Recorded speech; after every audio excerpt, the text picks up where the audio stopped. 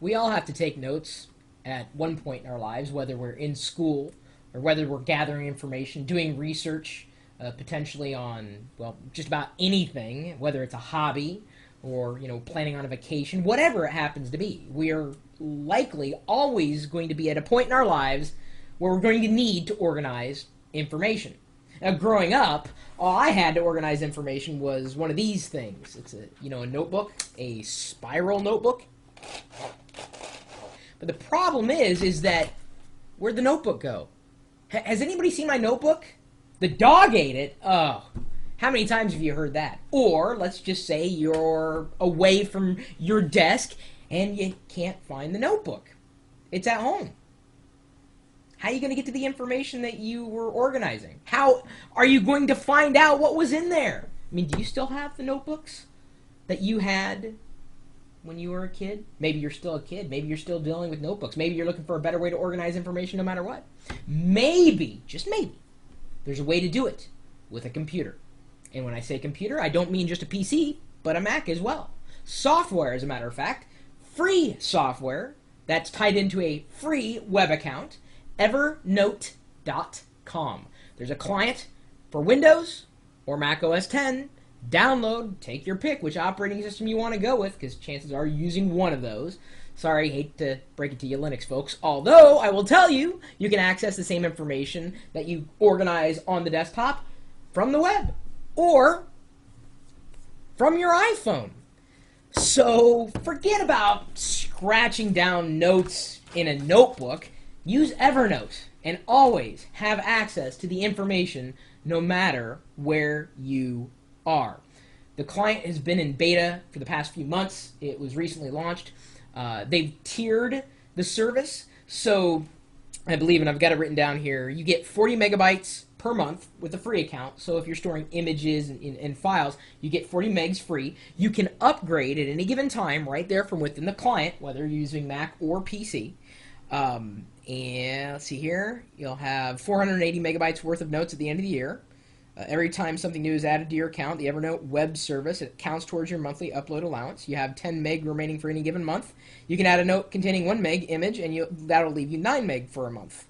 What if you want more? They're putting the finishing touches on the premium subscription right now, which will offer a significantly higher monthly upload allowance and a bunch of other goodies. But even if you're just uploading text, it's still, you're never going to fill 40 megabytes worth of text unless you're like crazy.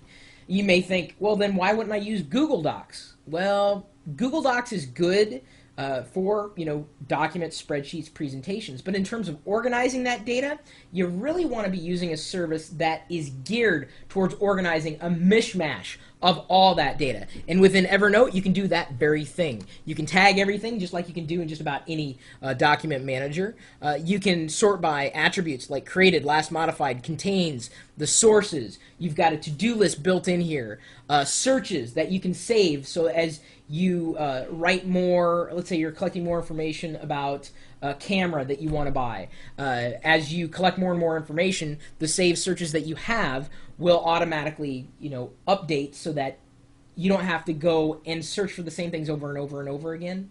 It's a very nice service, and hey, 40 megs free isn't that bad, considering the client is good and you can access the same information from your desktop, from your iPhone, or from the web.